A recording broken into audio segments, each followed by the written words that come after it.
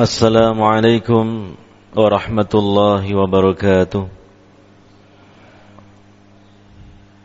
Hamdan katsiran tayyiban mubarakan fi kama yuhibbu rabbuna wa yarda.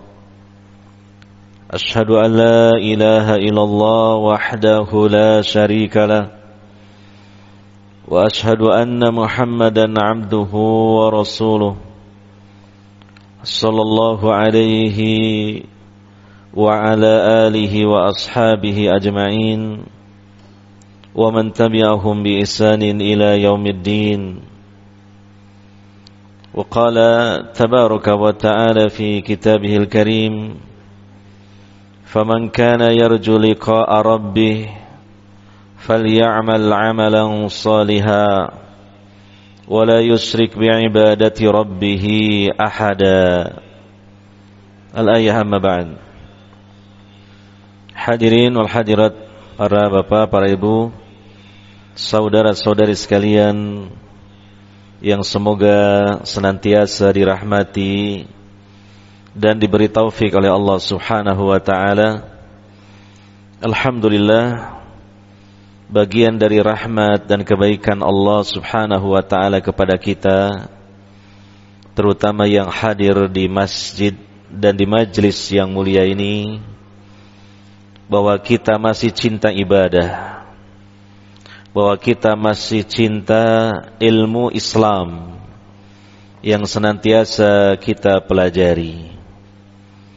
Maka dari itulah pada kesempatan kali ini kita buktikan dengan hadirnya kita di masjid ini, sekaligus di majlis ilmu ini, untuk melaksanakan sholat, terutama sholat fardu, dan juga talabul ilmi, mempelajari dinul Islam yang bersumber dari Al-Quran dan sunnah Nabi sallallahu alaihi wasallam yang sahihah, dengan pemahaman yang sahih, pemahaman yang diperintahkan di dalam Al-Quran maupun sunnah Nabi sallallahu alaihi wasallam, yaitu pemahaman para sahabat Nabi sallallahu alaihi wasallam, yang itu diwariskan kepada generasi setelahnya dari kalangan tabi'in, kemudian atba'ut tabi'in, kemudian a'immatul huda, para imam, para ulama yang berada di atas petunjuk, dan alhamdulillah sampai juga kepada kita. Dan sesungguhnya mari kita usahakan urusan terbesar dalam hidup kita di dunia ini adalah urusan agama, dalam rangka merealisasikan ibadah kepada Allah Subhanahu wa ta'ala, baik berupa menuntut ilmu, mengamalkannya, dan mendakwahkannya. Inna ra'sa hadzal amr al-Islam, sesungguhnya pokok pangkal urusan itu adalah Islam. Adapun yang lain-lainnya urusan duniawi, hendaknya kita jadikan sebagai wasilah dan penunjang serta penyokong untuk kita bisa merealisasikan ibadah kepada Allah Subhanahu wa ta'ala. Bukan menjadi tujuan utama, bukan menjadi sesuatu yang kita prioritaskan. Karena kita hidup di dunia ini tidak lama, sebentar lagi kita meninggalkannya. Sedangkan kehidupan akhirat pasti akan kita datangi, dan pasti di sana kita hidup kekal selamanya. Maka tidak ada yang menjadikan hidup kita ini selamat dan bahagia di dunia, terlebih nanti di akhirat, melainkan kita melaksanakan agama ini, merealisasikan ibadah kepada Allah Subhanahu wa ta'ala. Kalau yang kita urus cuma urusan duniawi saja, itu suatu kemunduran. Tapi kalau yang kita utamakan adalah urusan akhirat dan urusan dunia ini sebagai penunjang dan penyokongnya, maka itu suatu kemajuan. Kenapa kita hanya bergelut dengan urusan dunia disebut kemunduran? Karena kita ngurusi sesuatu yang tidak lama lagi akan kita tinggalkan untuk selamanya. Sedangkan mengurusi urusan akhirat kemajuan, karena itu di depan kita akhirat. Dan tidak lama lagi kita akan pindah hidup di alam akhirat untuk hidup di sana kekal dan abadi. Maka kesimpulannya, dan semoga ini selalu diingat oleh kita semua, siapa yang mengurus urusan dunia saja tanpa ada kepedulian mengurus urusan akhirat, itu kemunduran. Dan siapa yang mengutamakan urusan akhirat, kemajuan. Karena dunia akan kita tinggalkan, sedangkan akhirat maju di depan kita, akan kita datangi dan kita tinggal di sana untuk selama-lamanya. Makanya Allah mengatakan dalam Al-Qur'an, wabtagi fima ataqallahu daral akhirata wa la tansa nasibaka minad dunya. Cari oleh kalian, ya, apa yang Allah berikan kepada engkau, kepada kalian, ya, negeri akhirat, kesuksesan akhirat, yaitu selamat dari neraka dan masuk ke dalam surga. Tapi jangan kau lupakan bagianmu dari urusan dunia ini. Jadi Allah menomorduakan urusan dunia dan menomorsatukan urusan akhirat. Dan urusan akhirat menjadi prioritas utama, sedangkan urusan dunia penyokong dan penunjangnya. Jangan sampai keliru sehingga kita akan merugi, celaka di akhirat kelak, dan itu adalah kerugian, kecelakaan yang sangat besar, penyesalan yang luar biasa yang tidak ada artinya di sana. Semoga Allah Subhanahu wa taala senantiasa memberikan taufiknya kepada kita sekalian untuk mencintai agama Islam, untuk berjuang di dalamnya, untuk beramal soleh dan juga mendakwahkannya. Hadirin wal hadirat yang dimuliakan oleh Allah Subhanahu wa taala.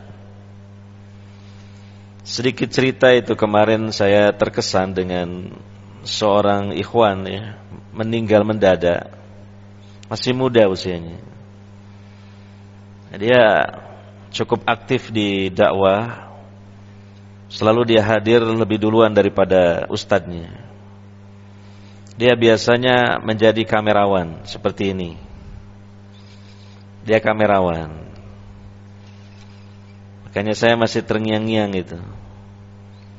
Ketika saya datang ke masjid itu sebelum subuh, dalam pikiran saya biasanya ketemu orang itu.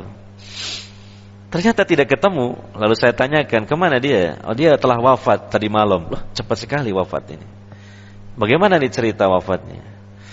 Dia itu sakit mendadak, kena serangan jantung. Jadi malam harinya dia kan punya usaha barbershop, ya, potong rambut. Masih memotong rambut customernya sampai malam. Sampai malam memang dia sering begadang malam karena pekerjaannya motong rambut. Kemudian setelah itu dia merasa kelelahan, naiklah ke rumahnya yang di lantai atas ditemani istrinya. Nah, di atas itulah meninggal dunia jam 12.30. Mendadak sekali. Sehingga di pagi harinya yang biasanya dia hadir duluan sebagai kamerawan begini sudah tidak ada. Artinya itu suatu pelajaran yang cukup berkesan. Begitulah kematian, baghtatan, datangnya secara tiba-tiba, tidak disangka, tidak dinyana. Dan demikian juga mungkinlah kematian-kematian kita nanti. Oleh karenanya kita tidak bisa menghindar dari kematian, kita tidak bisa mengelak dari kematian, tapi kita hadapi kematian itu dengan kita mempersiapkan diri di atas iman, di atas amal saleh, di atas ketaatan kepada Allah Subhanahu wa taala, sehingga ketika ajal menjemput kita, kita telah siap dengan hal itu, sehingga kita wafat dalam keadaan husnul khatimah. Oleh karenanya kita saling menasihati untuk memadatkan kegiatan kita adalah kegiatan ibadah kepada Allah Subhanahu wa taala. Di samping aktivitas mencari harta duniawi, dan itu pun sebagai sarana untuk ibadah, selebihnya banyak kita melakukan ibadah kepada Allah Subhanahu wa taala. Berzikir, membaca Al-Qur'an, mempelajari Al-Qur'an, pelajari sunnah Nabi SAW, mengajarkannya kepada yang lain, mengajak orang lain, mengajak keluarga kerabat untuk mempelajari Islam, untuk mengenal kebenaran dan kebaikan Islam. Demikianlah semoga kita seperti itu jalan hidup kita, dan semua itu kita kembalikan kepada Allah Subhanahu wa taala yang menguasai dan meliputi seluruh makhluknya. Hadirin wal hadirat yang dimuliakan oleh Allah Subhanahu wa taala, kita kaji kembali kitab Minhaj Al-Firqah An-Najiyah At-Taifah Al-Mansurah, bab syurutu tahqiqin nasr, syarat-syarat terwujudnya pertolongan Allah, syarat-syarat diraihnya pertolongan Allah, terutama dalam konteks keumatan, umat Islam, kaum muslimin secara umum. Apabila mendambakan, dan tentu mendambakan pertolongan Allah, maka harus diperhatikan syarat-syaratnya. Karena tanpa dipenuhi syarat-syaratnya, bagaimana mungkin Allah menurunkan pertolongannya? Sebab Allah di alam semesta ini memberlakukan sunnahnya, ketetapannya, ada sebab, ada akibat. Allah menunaikan janjinya ketika hamba-hambanya melaksanakan syarat-syarat ditunaikannya janji itu. Dan di sisi yang lain kan sebagaimana yang kita perhatikan, ya, kaum muslimin di mana-mana ini sedang dalam keadaan terpuruk. Ya, di sebagian negeri dizolimi, ya, dirampas tanahnya, dilecehkan kehormatannya, dibantai sebagian dari mereka. Contoh seperti di Palestina sampai hari ini belum selesai, yang sedang didolimi oleh kufar Yahudi laknatullah alaihim, yang didukung juga oleh ya hizbnya atau ahzabnya dari kalangan orang-orang kufar, dan seterusnya di tempat-tempat yang lainnya. Belum lagi terjadinya perpecahan-perpecahan di kalangan kaum muslimin. Belum lagi yang lebih parah lagi, kaum muslimin jauh dari agama Islam yang sesungguhnya, jauh dari nilai tauhid sebagiannya, tidak semuanya. Masih bergelimang dengan kesyirikan-kesyirikan, kekufuran-kekufuran, dan keyakinan-keyakinan khurafat. Dan dalam beribadah masih juga berselimutkan kebid'ahan-kebid'ahan, belum murni ibadahnya sesuai dengan tuntunan Nabi sallallahu alaihi wasallam. Maka semuanya itulah keadaan fenomena kaum muslimin, dan tentu kita mendambakan pertolongan Allah Subhanahu wa taala untuk kemudian kaum muslimin berjaya, sebagaimana telah terjadi kejayaan kaum muslimin di generasi pertama dari umat Nabi sallallahu alaihi wasallam, terutama pada masa Khulafa ar-Rasyidin, terutama pada masa khilafah Umar ibn al-Khattab radhiyallahu anhu. Hingga ketika itu sampai kaum muslimin menaklukkan dua negara adidaya yang memiliki sejarah panjang kejayaan mereka, yaitu Romawi dan Persia. Dan itu hal yang sangat luar biasa sekali. Maka di sini dijelaskan dalam bab ini berdasarkan penelitian penulis, innal qari'a li siratir rasul sallallahu alaihi wasallam wa jihadihi yaral marahil taliyah. Sesungguhnya orang yang membaca sirah, ya, biografi, sejarah peri kehidupan Rasulullah sallallahu alaihi wasallam dan jihad beliau, perjuangan beliau terhadap Islam, akan melihat fase-fase berikut ini. Ada fase-fase dari perjuangan Rasulullah sallallahu alaihi wasallam. Dan memang perjuangan Rasulullah sallallahu alaihi wasallam ini, ya, Allah yang memberikan bimbingan di situ. Allah yang menuntun Rasulullah sallallahu alaihi wasallam. Bukan serba kebetulan dan tidak acak-acakan, tapi tertata dengan rapih.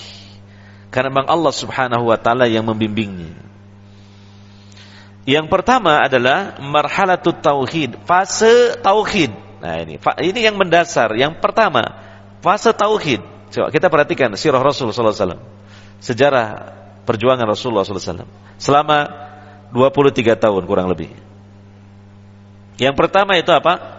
Marhalatut tauhid, fase tauhid. Baqiya Rasul sallallahu alaihi wasallam salasata asyara aman fi Makkahal Mukarramah. Wa huwa yad'u qaumahu ila tauhidillah fil ibadati wad du'a wal hukmi wa muharabati syirk hatta sabatat hadhihi al-aqidatu fi nufusi ashabihi wa asbahu saja'anan la yakhafuna illa Allah. Rasulullah sallallahu alaihi wasallam tinggal selama 13 tahun di Mekah Al-Mukarramah. Artinya semenjak beliau diangkat menjadi Nabi dan Rasul, 13 tahun tinggal di Mekah. Dalam statusnya menjadi Nabi dan Rasul ya. Beliau dakwah ya kepada kaumnya, mengajak kepada mentauhidkan Allah dalam beribadah, dalam berdoa, dalam menetapkan hukum, dan memerangi kesyirikan, membasmi kesyirikan ya.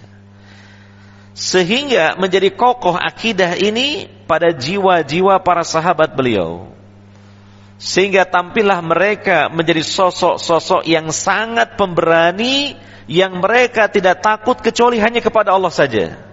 Ini penjelasan singkatnya begitu. Nah, periode Makkah ini lebih lama, 13 tahun. Materinya apa? Tauhid itu. Dominannya materi tauhid. Dan surah serta ayat-ayat yang diturunkan ya, oleh Allah Subhanahu wa taala kepada Nabi sallallahu alaihi wasallam dalam periode Makkah memang temanya tema tauhid.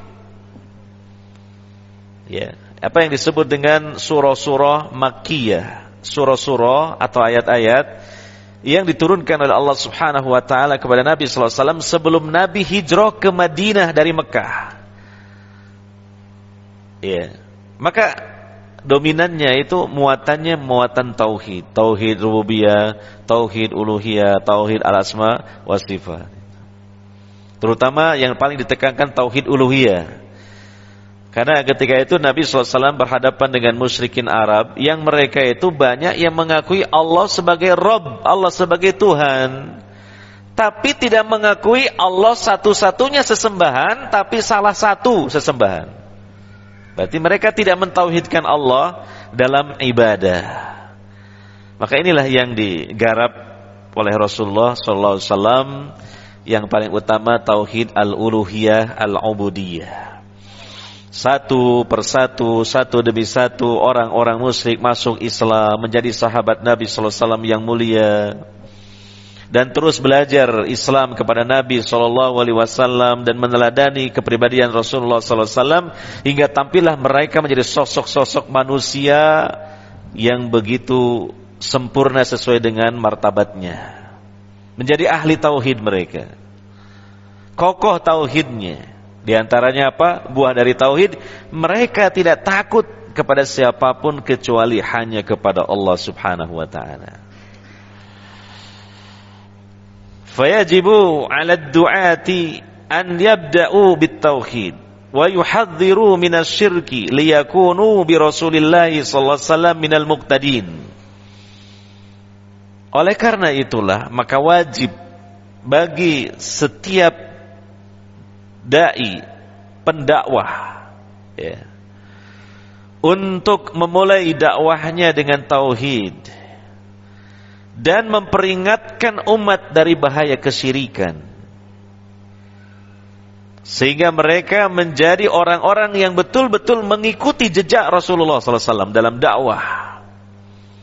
Yaitu marhalah yang pertama, fase yang pertama, marhalatut tauhid. Selama 13 tahun. Iya. Nah, ini kesimpulannya. Sanian yang kedua, marhalatul ukhuwah. Marhalah mempersaudarakan antar kaum muslimin. Yang ketika itu antara kaum muhajirin dan kaum Ansor. Ya. Laqad hajara ar-Rasul sallallahu alaihi wasallam min Makkah ila al-Madinah liyukawwinal mujtama'al muslimal qa'ima 'ala tahabub. Sungguh Rasulullah sallallahu alaihi wasallam melakukan hijrah ya bersama para sahabat dari Makkah menuju Madinah, lalu tinggal di Madinah untuk membangun masyarakat muslim yang berdiri tegak di atas rasa saling mencintai. Dapat kita telusuri dan kita pelajari dalam buku Sirah Rasul sallallahu alaihi wasallam, terutama yang ditulis oleh para ulama Ahlus Sunnah. Ada buku yang sangat bagus dan sudah sampai ke kita dalam bentuk terjemahan, Sirah Rasul Ar-Rahiqul Makhtum, yang ditulis oleh Syekh Sofiur Rahman Al-Mubarakfuri dari India.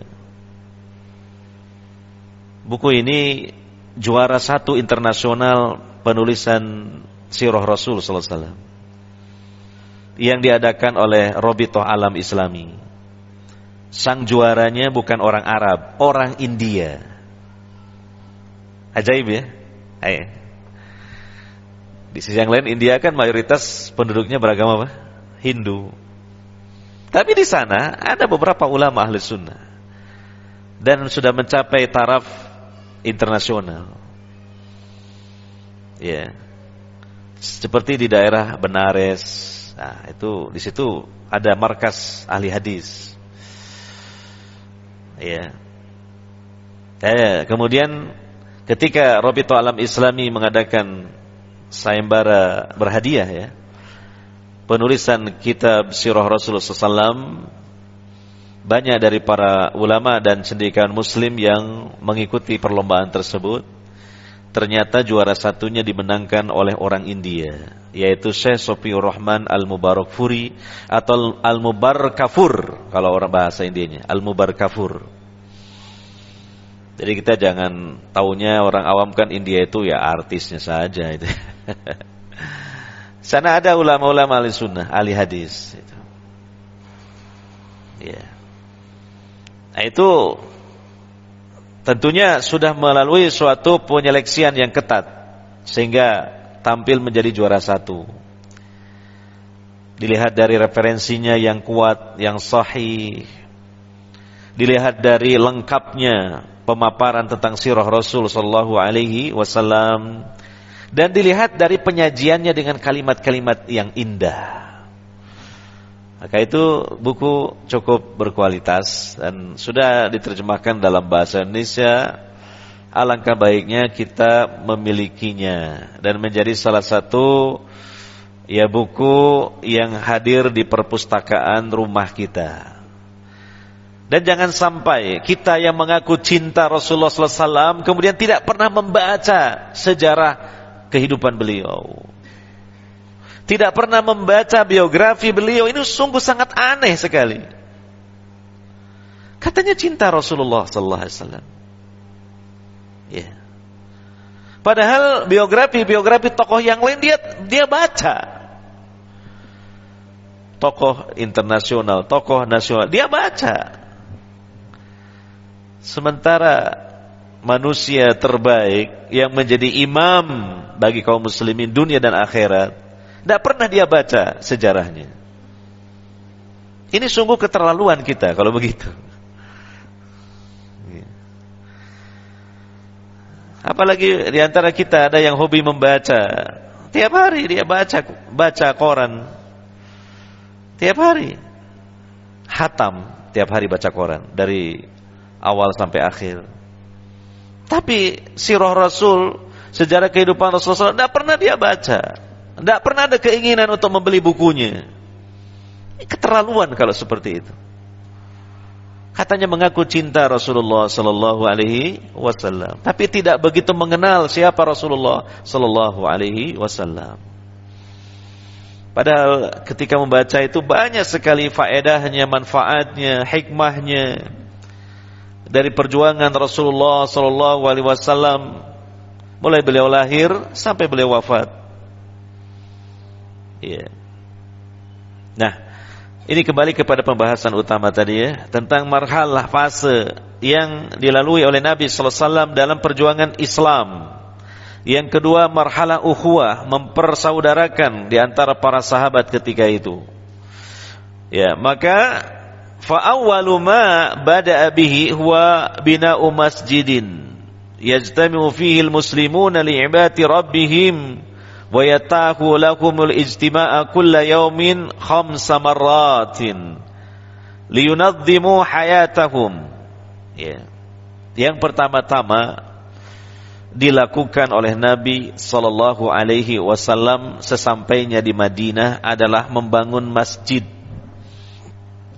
Dan dalam sejarah perjuangan Nabi, yang pertama kali dibangun oleh Nabi Masjid Quba. Ya, jadi itu tempat ya dari arah Mekah ke Madinah, ya, gerbang dari Mekah ke Madinah ada di pinggiran kota Madinah dari arah Mekah. Nabi membangun Masjid Quba. Ya, siapa yang mungkin ibadah haji atau umrah, biasanya ada acara ke Madinah, biasanya diajak ziarah ke Masjid Quba. Dan sekarang semakin bagus itu penataannya di sekitar Masjid Quba, dibangun taman-taman yang bagus. Ya. Dan disunahkan untuk mengunjungi Masjid Quba dan sholat 2 rakaat di dalamnya, karena keutamaannya sama dengan ibadah umrah. Dan Nabi sallallahu alaihi wasallam juga biasa beliau mengunjungi Masjid Quba baik dengan berjalan kaki maupun menaiki kendaraan. Kemudian sampailah Nabi sallallahu alaihi wasallam di pusat kota Madinah, dan di situ Nabi sallallahu alaihi wasallam bersama para sahabat mendirikan masjid beliau, Masjid Nabawi itu. Ya. Kalau sekarang kan Masjid Nabawi sudah sebesar itu, seluasnya. Dulu ya tidak seperti itu tentunya. Ya sederhana saja. Mungkin dari tanah liat dan batu-batu yang ditumpuk begitu saja. Lalu ada tiang-tiang dari pohon kurma, dan atapnya juga daun-daun kurma serta pelepah-pelepah kurma gitu.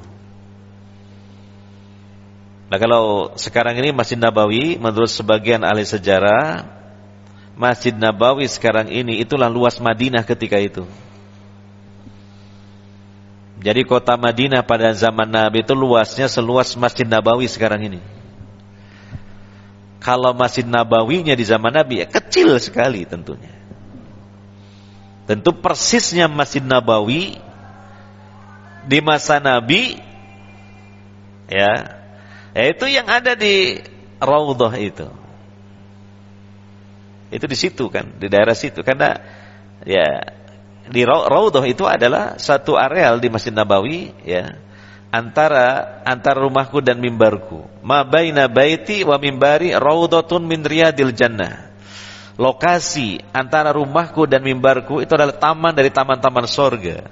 Maka Masjid Nabawi ya pusatnya di situ itu. Dan berdekatan dengan rumahnya Aisyah yang di dalamnya ada makam Nabi sallallahu alaihi wasallam beserta 2 orang sahabatnya. Jadi Masjid Nabawi intinya di situ lokasinya kurang lebih. Adapun selebihnya dulu ya itu kota Madinah dulunya. Sekarang sudah jadi Masjid Nabawi semua. Gitu. Diperluas dari masa ke masa. Ya.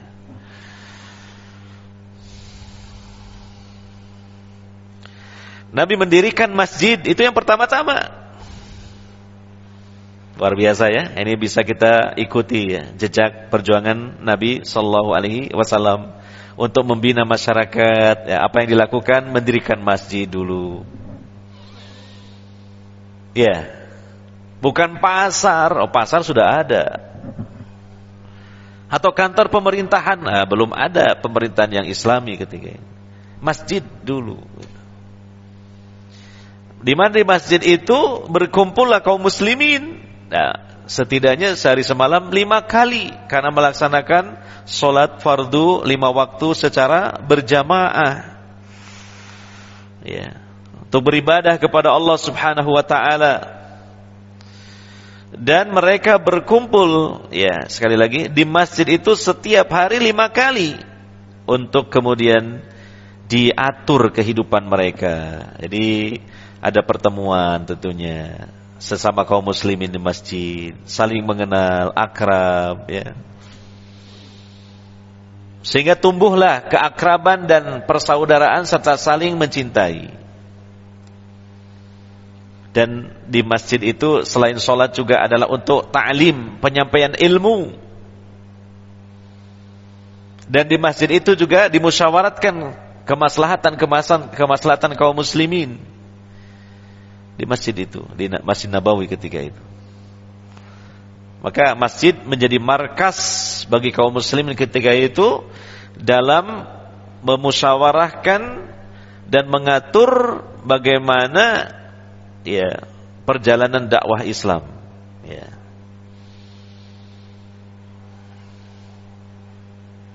Wa qad badara Rasulullah sallallahu alaihi wasallam ila al-mu'akhati bainal ansar sukanil Madinah.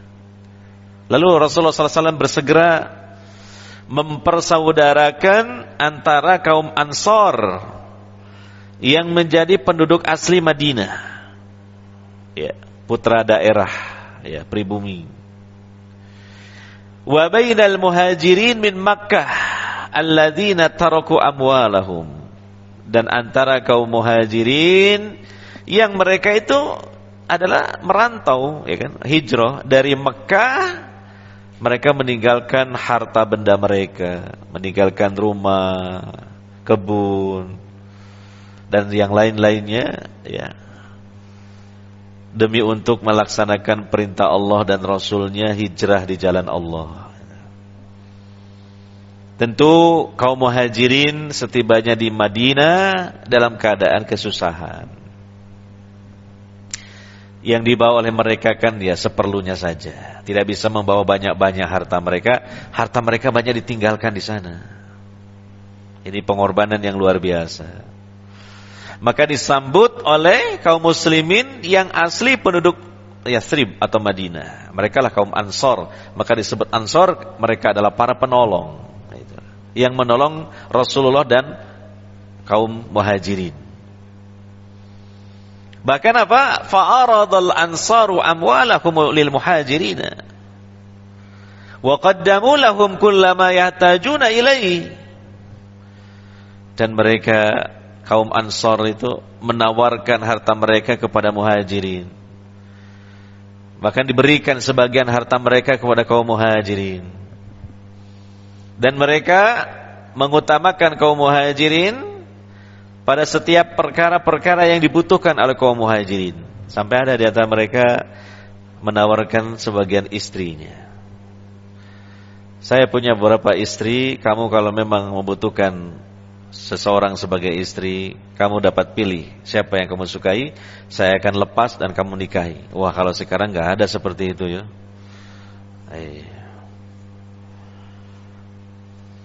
Tapi juga muhajirin tentu tahu diri lah. Yo tidak istilahnya wong Jawa kemerungsung gitu ketika ditawari kok ya gitu, enggak juga. Ya menjaga kehormatan dirinya, ifahnya. Sebagaimana Abdurrahman bin Auf, seorang muslim tajir dari Mekah itu, dia tidak mengandal-ngandalkan bantuan materi dari kaum Ansor. Dia mengatakan, tunjukkan kepada saya mana pasar Madinah.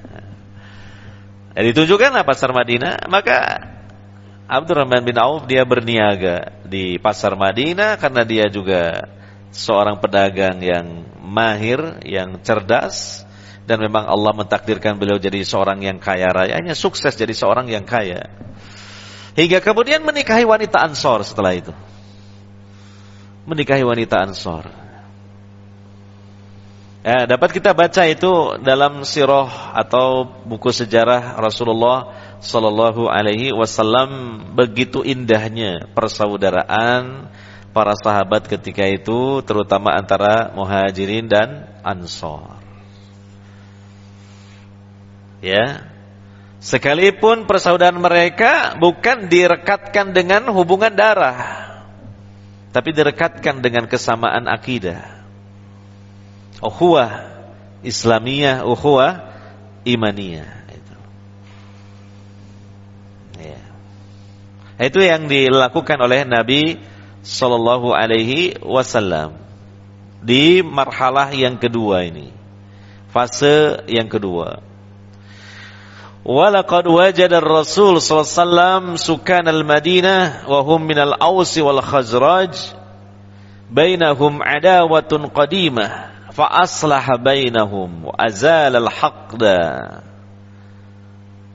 wal adawata min sudurihim wa ja'alahum ikhwatan mutahabbina fil imani wat tauhid kama jaa fil hadis al muslimu akhul muslim. Sungguh Rasulullah SAW menjumpai penduduk Madinah, penduduk asli Madinah. Mereka dari kalangan kabilah Aus dan Khazraj. Nah, di antara mereka itu ada permusuhan yang sudah berlangsung cukup lama. Musuh bebuyutan. Dan cukup dikenal di kalangan mereka ada peperangan yang dahsyat yang memakan banyak korban dari kedua pihak, yaitu perang Bu'as antara kaum Aus dan Khazraj. Itu peristiwa itu kalau dikipas-kipasi oleh seorang penyair itu bisa menyulut kembali luka lama, membuka lagi luka lama, sehingga kadang terjadi pertumpahan darah lagi atau bahkan peperangan. Itu yang terjadi di kalangan penduduk asli Madinah, yaitu terutama kaum Al-Aus, Bani Aus dan Al-Khazraj, kabilah Khazraj. Maka Nabi SAW mendamaikan di antara mereka, islah. Udah lupakan saja peristiwa lalu. Kalian semua sekarang bersaudara karena sama-sama sebagai muslimin, mukminin gitu. Iya. Kalau didengung-dengungkan kembali semangat-semangat kekabilahan, itu adalah dakwah-dakwah seruan-seruan jahiliyah. Tinggalkan itu bangkai yang busuk, yang menjijikan. Tinggalkan itu. Itulah yang dapat menghancurkan persatuan. Ya. Nah, sekarang direkatkan dengan Islam, dengan iman, ya, bersaudara. Ya. Maka Nabi Shallallahu Alaihi Wasallam berusaha menghilangkan kebencian, permusuhan dari hati-hati mereka dengan izin Allah tentunya, dan menjadikan mereka muslimin yang bersaudara dan saling mencintai, direkatkan dengan keimanan dan tauhid. Sebagaimana disebutkan dalam hadis, Nabi bersabda, al-muslimu akhul muslim. Seorang muslim itu adalah saudara bagi muslim yang lainnya. Kita juga begitu, ya. Berusaha itu mengamalkan ini. Dan tidak mudah ini. Ya. Kepada sesama muslim, mukmin, saudara, bersaudara. Maka kita mengedepankan kasih sayang dan cinta kasih. Karena apa? Sesama muslim itu bersaudara. Ya. Itu yang pertama-tama harus kita kedepankan.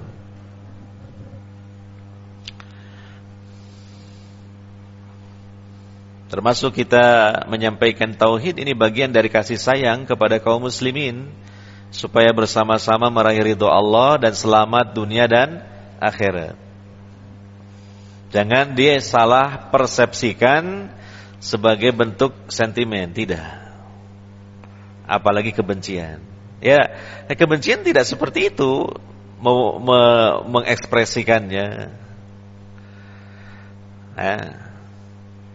Jadi mengajarkan tauhid, mewaspadakan, memperingatkan umat dari bahaya kesyirikan, itu bagian dari mengungkapkan rasa cinta kasih sayang kepada kaum muslimin. Ya. Bukti rasa cinta itu adalah saling menasehati untuk selalu di atas kebenaran dan kebaikan, supaya selamat dunia dan akhirat, supaya bisa berkumpul lagi di sorga, reuni di akhirat, di sorga gitu. Ya, begitu, hakikatnya begitu.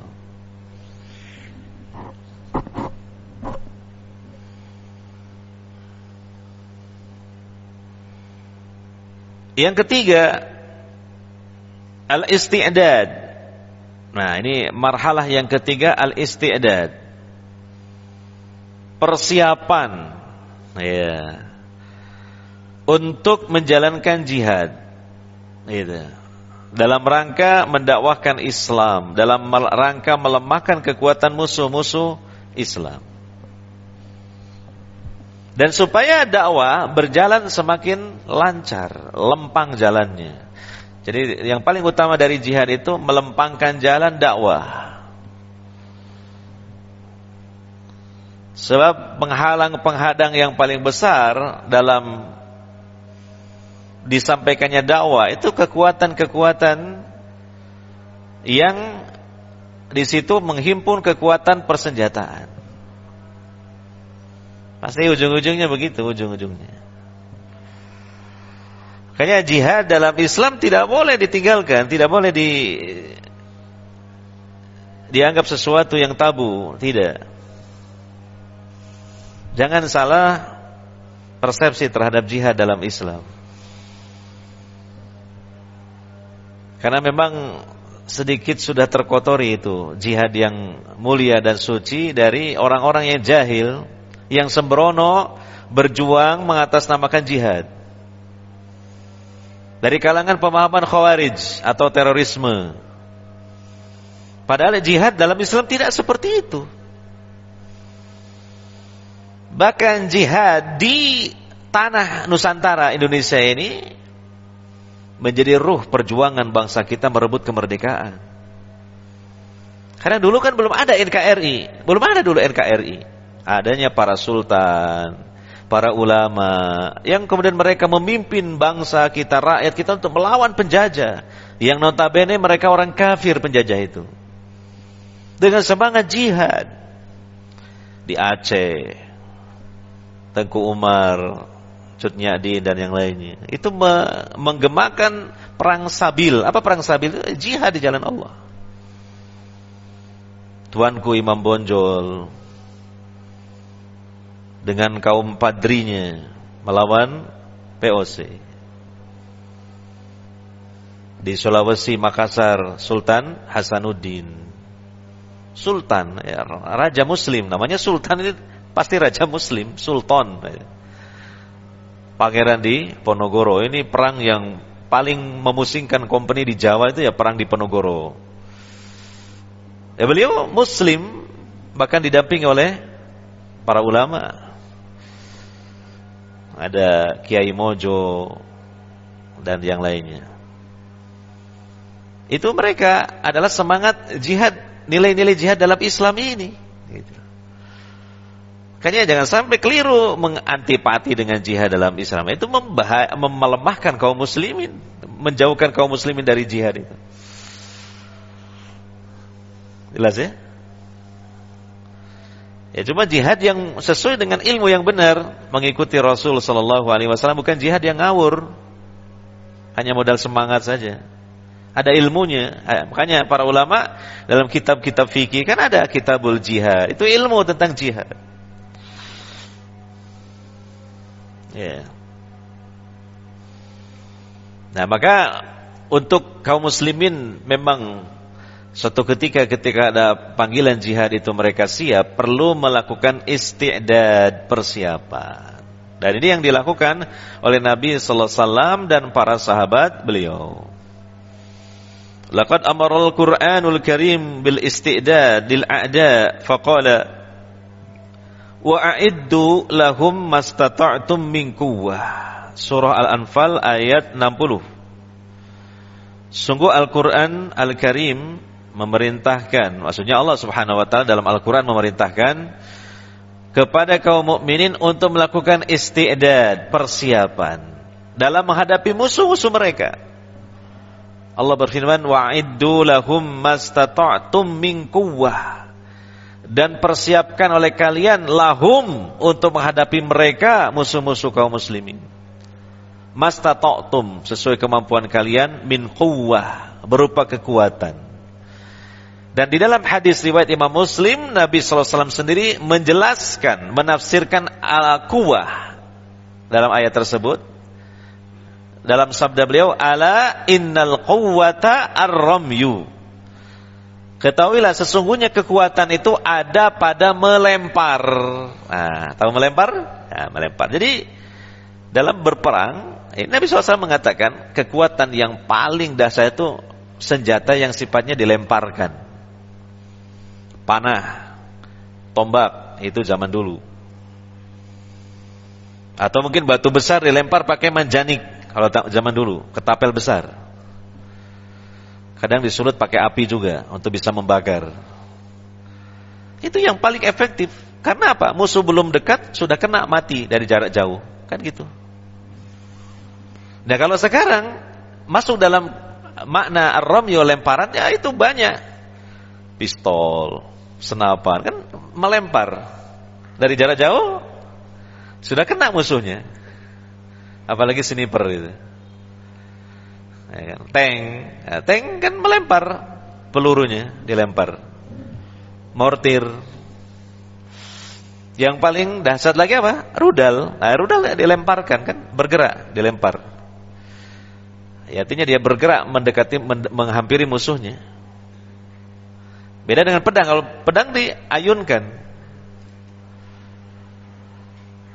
Nah, jadi kekuatan itu ada pada melempar. Ini kuncinya dari strategi perang. Ya, lemparan-lemparan itu. Seiring dengan perkembangan zaman. Nah, kalau sekarang ya masa musuhnya bawa bedil, bawa mortir, tank, ya, kita lempar cuma lempar batu saja ya. Ya kalau nggak ada ya apa boleh buat. Cuma ya maksudnya ya juga kaum muslimin harus bangkit untuk mempersiapkan persenjataan yang kurang lebih seperti itulah. Gitu. Iya. Musuhnya pakai rudal, ini cuma pakai panah saja ya gimana? Rudal ada lagi rudal penghalangnya malah, pencegatnya. Gitu. Anti rudal, rudal anti rudal gitu.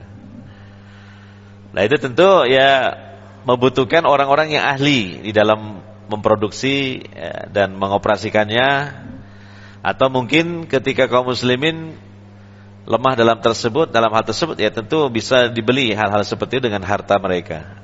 Nah, itu termasuk bagian dari al-istidad ya, di mana kekuatan yang paling besar dalam peperangan adalah ar-ramyu, kata Nabi SAW, yaitu melempar senjata kepada musuh itu.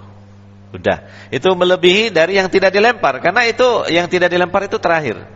Ketika sudah berhadapan dengan musuh, berhadapan dekat baru bisa digunakan. Tapi kalau melempar itu dari jarak jauh. Bahkan sekarang senjata sangat canggih modern, lemparannya antar benua, rudal antar benua, rudal balistik dan yang lainnya. Nah, memang seperti itu. Dan betul apa yang disabdakan Nabi SAW kan terbukti bahwa persenjataan yang memang sangat-sangat efektif itu yang sifatnya dilempar, bisa jarak jauh. Hadirin wal hadirat yang dimuliakan oleh Allah Subhanahu wa taala, mungkin saya cukupkan dulu penjelasan sampai di sini karena sudah datang waktu untuk sholat Isya ya.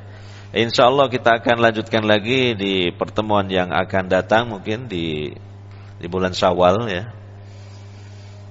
Untuk membahas kembali di majelis ini kitab Minhaj Al-Firqah An-Najiyah atau Ifa Al-Mansurah, masih sampai pembahasan syarat-syarat terwujudnya pertolongan Allah ya. Itu kesimpulan dari perjuangan dakwah Nabi SAW yang dijelaskan oleh penulis. Ada beberapa fase atau tahapan.